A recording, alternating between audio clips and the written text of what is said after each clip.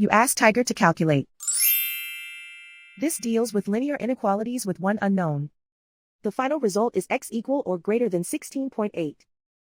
Let's solve it step by step. Isolate the x. Multiply both sides by 8.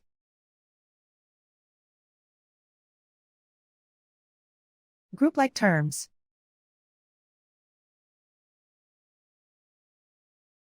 Multiply the coefficients.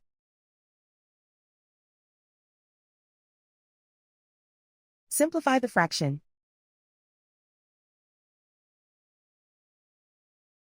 Simplify the arithmetic.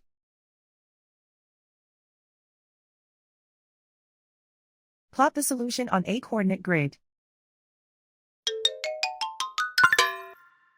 And so the final result is x equal or greater than 16.8.